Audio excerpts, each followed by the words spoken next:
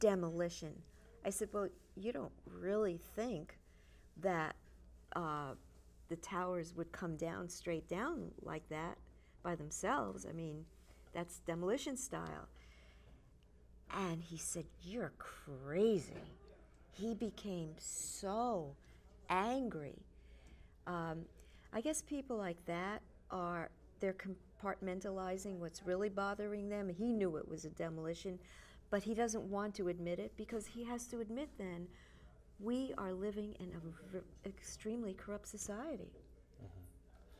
Well, We're being controlled by extremely corrupt.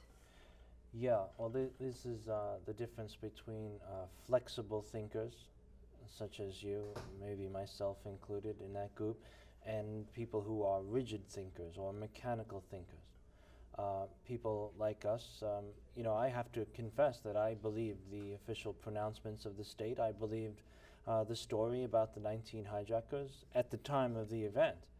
But since then, what I have learned since that day about the official explanation and the science behind what happened that day, it was impossible for me to continue to adhere to that explanation of things. I knew that that explanation was false. So the flexible thinker will rethink his position and be able to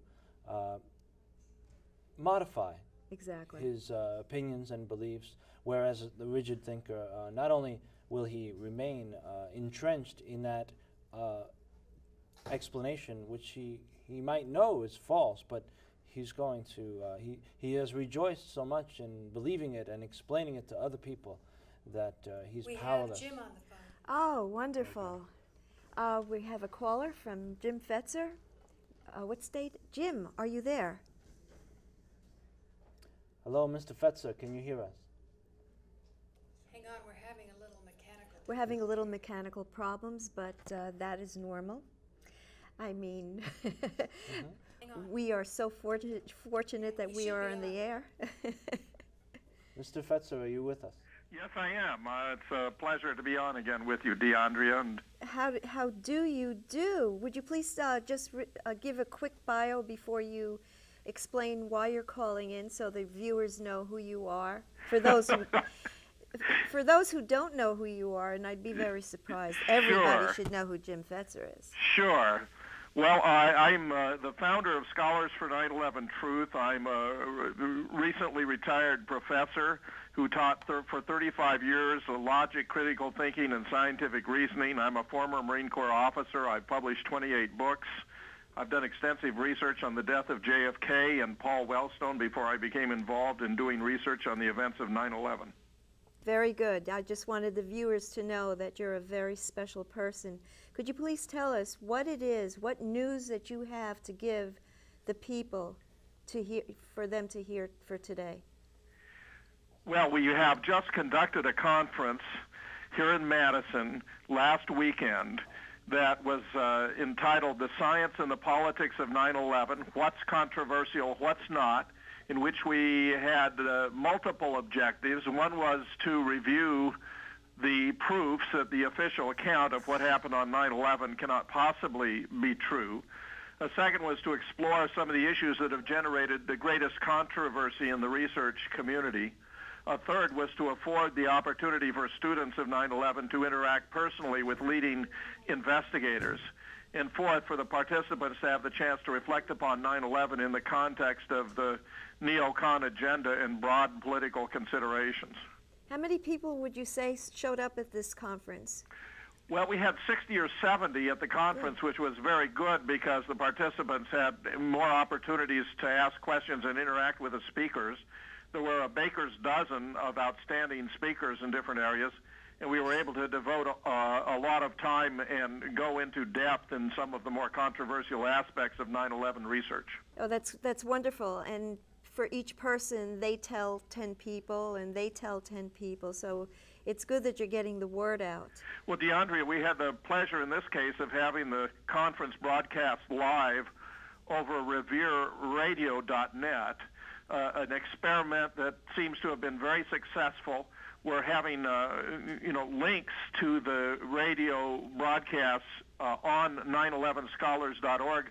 We're in the process of preparing a conference DVD, and I'm happy to say that there were, 10 or different media outlets were represented among those who were there. That's wonderful. Do you have any questions? Mr. Fetzer, there's been much information circulating on the internet lately and much discussion going on in the society about the possibility for the implementation of martial law in the United States. Could you comment on that for us? Well, I'm afraid that this administration, this president, has taken a number of moves that are ominous in that respect. For example, the control of the National Guard has been taken away from the governors and placed directly under the president in spite of the opposition of all 50 governors. He has the right to declare a national catastrophe based upon his own subjective interpretation, and based upon Directive 51, which he recently signed, a new executive order, he can suspend the Constitution and place the country under military rule. We have found that in the past, terrorist attacks have been warnings have been issued when his political fortunes would started to sag. This was a common political pattern before the last election, and our greatest apprehension is that this very month, when his political fortunes are at an all-time low, and while Congress has adjourned, that he may seize the opportunity for another fake attack on the United States that would be used to justify suspension of the Constitution and the imposition of military law. I found it very interesting that Ron Paul, the Republican, one of the Republican candidates for the road to the White House 2008, as the corporate media has been billing it, went so far as to say that Bush would stage another 9/11 type of attack, or something to that effect. Are you familiar with that? Well, I think that's very perceptive on the part of Ron Paul. I mean, there are a small number of candidates out there who seem to understand what's going on, when the vast rest of them, especially the Republican candidates, seem to be eager for another war, in this case with Iran, where they even appear to be willing to use nuclear weapons, which of course would be a complete catastrophe for the world, and the consequences for the United States would be impossible to calculate, but would be long enduring and extremely negative.